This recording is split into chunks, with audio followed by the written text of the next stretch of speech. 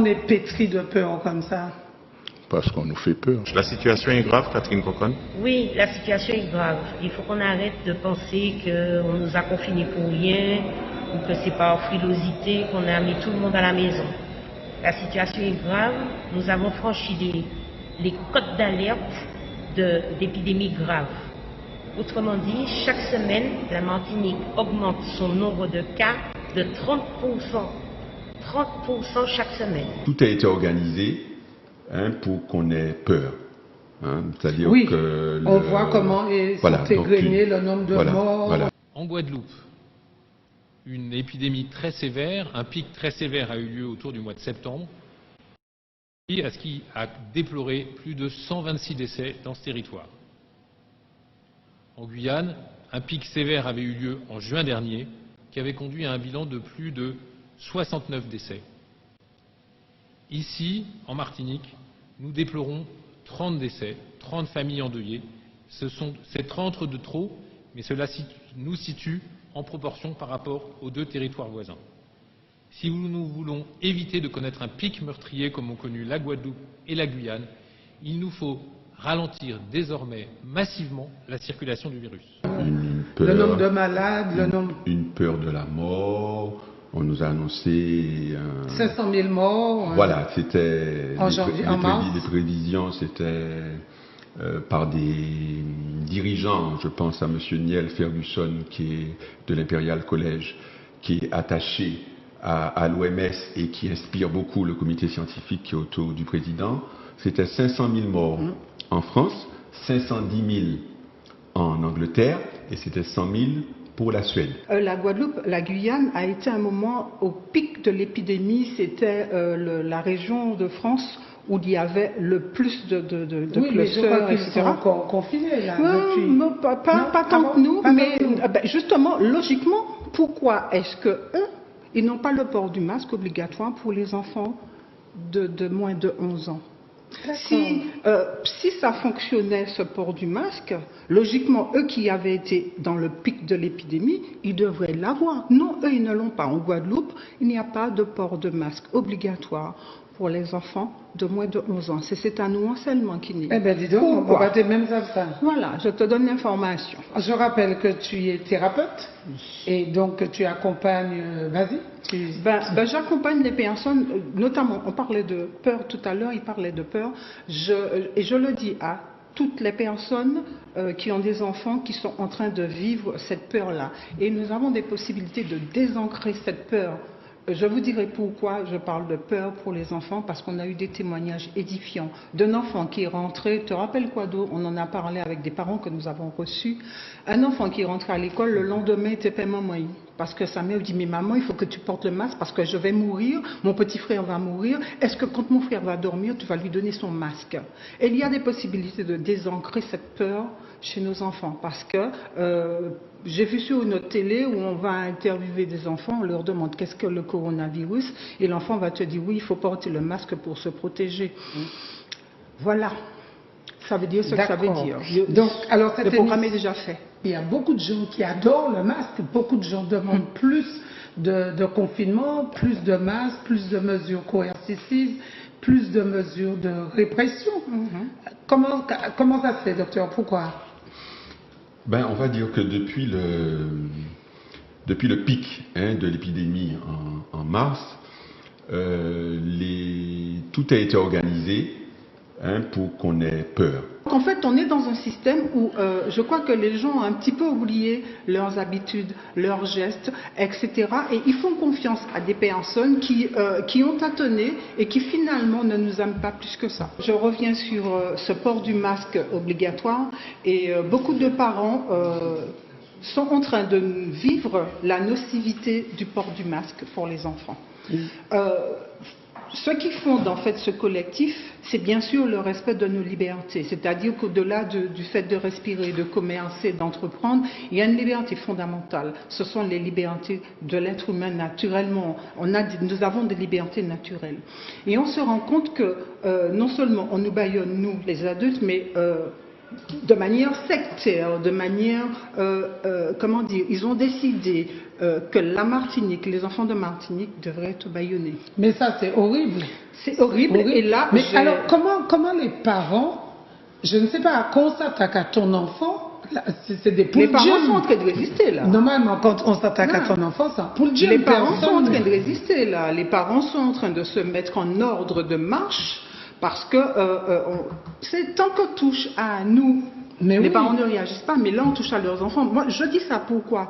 Parce que nous avons eu une rencontre avec des parents d'élèves et ça arrive là. La mutualisation est en train de se faire, cette désobéissance civile est en train de se mettre en marche, la résistance est en train de se mettre en marche et c'est une résistance qui va aller très vite. Hein, parce que l'objectif, comme je dis, c'est pas tant de parler au préfet à la limite.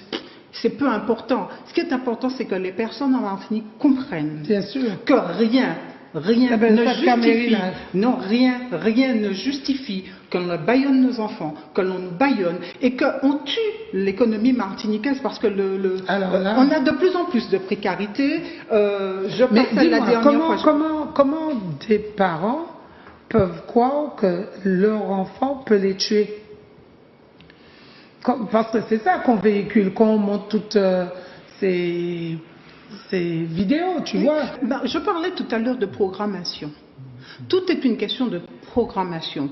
Ton inconscient va aller capter ce qu'il a capté. Quand tu martèles un enfant pendant 2 jours, que pour ne pas être malade, il faut qu'il porte un masque. Parce que le masque, c'est la seule chose qui le protège. C'est un gamin. Donc, tu vas lui répéter, le lui répéter quand il va arriver chez lui. Donc, du coup, le rôle du parent est discriminé. Et le plus souvent, on a beaucoup d'enseignants qui sont des enseignants résistants. Mais l'enseignant, sa difficulté, c'est qu'il a un fonctionnaire. Donc, il se trouve être dans l'obligation de faire ce qu'on lui demande de faire.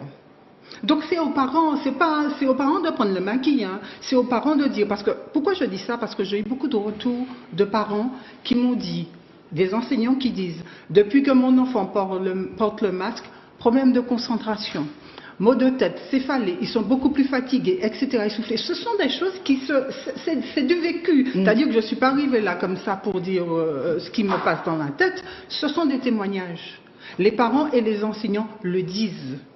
Depuis que leurs enfants portent le masque, on voit la nocivité. Mais de l'autre côté, on a des parents qui disent de toutes les façons, mon enfant, il faut qu'il porte le masque, sinon il va mourir. Mais oui. Parce que le message, il passe très bien. Le cerveau ne va pas faire de différence entre ce qui est vrai et ce qui ne l'est pas. Tout ce qu'il entend, c'est que tu l'alimentes avec ça et ton inconscient va aller copier ce qu'il a copié. D'accord. Donc aujourd'hui, la situation est alarmante parce que les capacités d'accueil de l'hôpital commencent à montrer des signaux d'alerte. On pourra aller en Guadeloupe certainement, on pourra aller en Guyane, comme eux sont venus chez nous, il n'y a pas de problème. Mais il faut savoir que ce virus tue, il tue. Pourquoi on est pétri de peur comme ça? Parce qu'on nous fait peur. Tout a été organisé pour qu'on ait peur. Hein, c'est-à-dire que on voit comment est égrené le nombre de morts, le nombre de malades, le nombre... Une peur de la mort. Alors au-delà de la capacité d'accueil de l'hôpital, c'est la vie qui est en jeu. Une peur de la mort. Je répète, la vie qui est en jeu. Tout est une question de programmation. Ton inconscient va aller capter ce qu'il a capté. Quand tu martèles un enfant pendant 2 jours, que pour ne pas être malade, il faut qu'il porte un masque. Parce que le masque, c'est la seule chose qui le protège. C'est un gamin. Donc, tu vas lui répéter, le lui répéter quand il va arriver chez lui. Donc, du coup, le rôle du parent est discriminé. On fait quoi, Catherine Coconne, aujourd'hui? La responsabilité, elles sont bien partagées. On sait que l'État s'occupe de santé, mais qu'est-ce qu'on fait? Mais qu'est-ce qu'on fait? On prend ses responsabilités de manière individuelle, on suit les consignes. Ce sont des consignes qui sont mises en place après des observations qui sont comptées par des scientifiques. Moi, je ne suis pas une scientifique, je fais confiance aux médecins. Quand j'ai face à moi le professeur Cabier, qui est un professeur de médecine, je l'écoute respectueusement parce que moi, c'est pas mon métier, je ne sais même pas faire un pansement. Donc, j'écoute ces personnes qui ont une science supplémentaire et qui ont l'habitude de voir des maladies toute la journée. Donc, ce n'est pas des gens qui s'affolent et qui paniquent pour rien. D'après tous les chiffres et toutes les données actuelles. L'épidémie est terminée. Je dis bien, l'épidémie de SARS-CoV-2 ou de Corona est terminée depuis le mois de juin, c'est-à-dire que la courbe est infléchie et il y a moins le chiffre est divisé par 300 par rapport aux prévisions, au pic qu'il y avait en mars. Oui. Donc tous les épidémiologistes confirment que l'épidémie est terminée, et quand une épidémie est terminée, il y a encore quelques cas qui continuent, et puis l'entité pathogène, ce qu'on appelle virus, mais tout à l'heure j'aimerais bien développer pour dire c'est quoi un virus, parce que c'est énorme ce qu'on a à dire là-dessus. Donc, c'est-à-dire que le virus pourrait être attrapé comme on attrape le virus de la grippe ou comme on attrape le virus de l'ADN de temps en temps. Donc désormais, on vivra avec le corona de temps en temps, mais aucune des mesures actuelles, gestes barrières, masques, etc., ne se justifie. Le maître mot, c'est rester chez soi. Rester chez soi, car chez soi, on ralentit efficacement la circulation du virus. À tous ceux qui nous écoutent, que plus que jamais, la lutte contre la Covid-19, c'est la lutte de chacun. C'est le respect de chacun, par chacun, des mesures barrières, des mesures de confinement, qui fera notre victoire. J'ai l'intime conviction que nous pouvons y arriver, que nous pouvons le faire. J'ai l'intime conviction que chacun est conscient de ces nécessités. Et je remercie par avance tous ceux qui s'impliqueront avec détermination dans le respect du confinement, dans le soutien aux plus fragiles, et puis de façon générale, dans la lutte contre cette épidémie.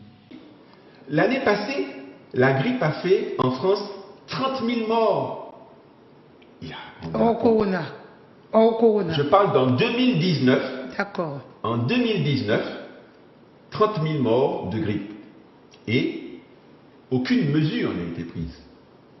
Cette année, 30 000 de Covid, maintenant qu'on compte plusieurs mois après l'épidémie et qu'on range des personnes qui ont des pathologies autres, on les quand même, on met les Covid, voilà, les cancers, voilà, les maladies de cœur, voilà, on les valide comme étant des Covid.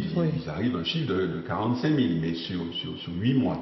Mais le danger n'est pas celui qui nous est rapporté. Aujourd'hui, il y a on va dire un nombre de cas, et on a remplacé le nombre de morts par un nombre de cas positifs. Or, ces personnes qui sont positives ne sont pas malades et ne vont pas contaminer d'autres personnes. Et il paraît que sur les tests, que l'indice pour multiplier le virus est en France augmenté par rapport aux autres pays. Exact, ça c'est par rapport à une technique. Voilà. C'est-à-dire que cette technique qui s'appelle PCR, PCR c'est polymérase chain reaction, c'est une technique biochimique, et donc qui a besoin de faire un certain nombre de cycles, de faire tourner, on prend un prélèvement de tissu, on le fait tourner, et à chaque fois ça multiplie le nombre comme auparavant, il y a l'enzyme, la polymérase, qui va transformer le virus à ARN. ARN, c'est l'acide ribonucléique, va le transformer en ADN, et c'est l'ADN qui sera amplifié. Et là, on va compter la présence du virus. Or, ces tests-là, en Allemagne, le nombre de cycles d'amplification est de 25, et en France, il est de 50. Donc, il y a plus de chances d'en trouver. Si vous voulez, vous avez l'Institut l'IHU de Marseille avec le professeur Raoul qui dit que au-dessus de 35, c'est pas valable. On a une soupe et on trouve n'importe quoi. Donc, si vous voulez, quand on cherche une intention, on se dit, mais pourquoi ne pas homogénéiser l'ensemble des tests sur l'Europe et puis en France même. Bien sûr. Eh ben non, si vous voulez, il est arrivé que des personnes positives sur Paris ne le soient pas à Marseille et de l'ordre de 44%. Donc, et les chercheurs vont non, je parle de ceux qui n'ont pas de conflit d'intérêt. Hein, d'ailleurs, je déclare n'avoir aucun conflit d'intérêt. J'ai adhéré à Réaction 19 simplement, 10 € par rapport à la défense par rapport à ces libertés qui nous sont retirées. Et c'est tout récent, mais je n'ai aucun conflit d'intérêt avec. C'est-à-dire un conflit d'intérêt. Un conflit d'intérêt, c'est recevoir un salaire, de l'argent de la part d'une industrie pharmaceutique et ce qui peut vous priver de liberté. Et donc, cette situation de nombre de cas est anxiogène, ça génère l'angoisse parce que les personnes ne font pas la différence entre mars, où il y avait véritablement des personnes malades, et maintenant, en tout cas depuis juin, où il n'y a quasiment plus de malades, il y en a quelques-uns, mais je vous disais que c'est divisé par 300, et malgré tout, c'est des mesures de confinement. Alors 3 semaines de privation, c'est peut-être long, c'est peut-être lourd, mais c'est mieux quand même que d'avoir derrière des centaines de personnes qui peuvent mourir. Je rappelle qu'en Guadeloupe, il y a eu plus d'une centaine de morts. C'est des mesures de port de masque, c'est des mesures de gestes barrières, c'est des interdictions dans des espaces qui sont nécessaires aux êtres que nous sommes. Bien sûr. Je voulais éclairer la population pour rappeler la population, si vous n'êtes pas malade, si ce n'est pas un médecin qui vous envoie faire un test, n'allez pas faire de test de vous-même parce que vous allez être testé positif.